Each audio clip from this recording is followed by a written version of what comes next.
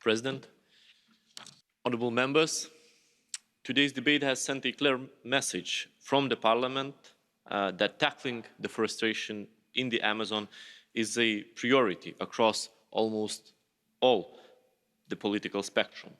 It has also shown a clear understanding that the multifaceted challenges that affect the Amazon basin, its immense natural resources and its populations need to be tackled in a holistic manner and in the context of sustainable development objective, working in partnership with the countries in the region.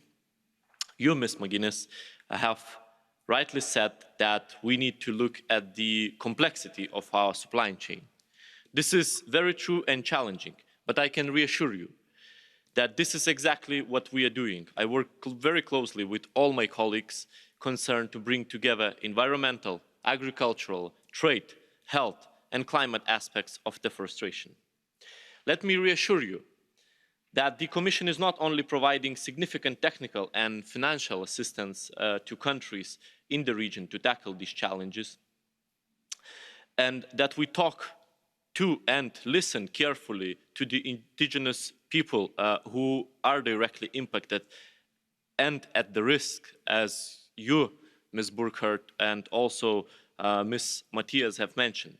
We are also working on domestic policies to reduce the EU's own footprint on forests abroad. In addition, in close cooperation with the European External Action Service and the diplomatic services of EU member states, we are using all available diplomatic channels to engage on this important topic.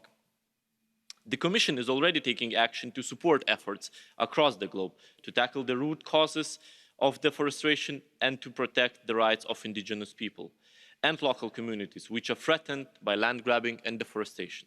In this respect, I look forward to the outcome of your future deliberations on the legislative initiative report by Ms. Burkhardt on the legal framework to halt and reverse EU-driven global deforestation. After years of the damages that cannot be repaired, and ahead of landmark international meetings such as COP26 in Glasgow and CBD COP15 in Kunming, it's clear that we are at critical junction to succeed.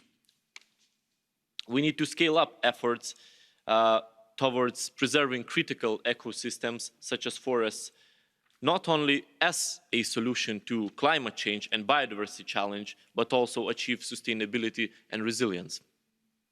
And in reply to many of you who mentioned the government in Brazil, we call on national authorities, including Brazilian authorities, to take decisive action to address deforestation and to cooperate regionally and internationally to this end. We stand ready to provide technical assistance in order to ensure that deforestation decreases rapidly, substantially and permanently, should there be a clear willingness for cooperation on this issue. And let me agree also with Mr. Stefanuta, who reminded us that the problem of deforestation does not only exist abroad, but also close to us in Europe.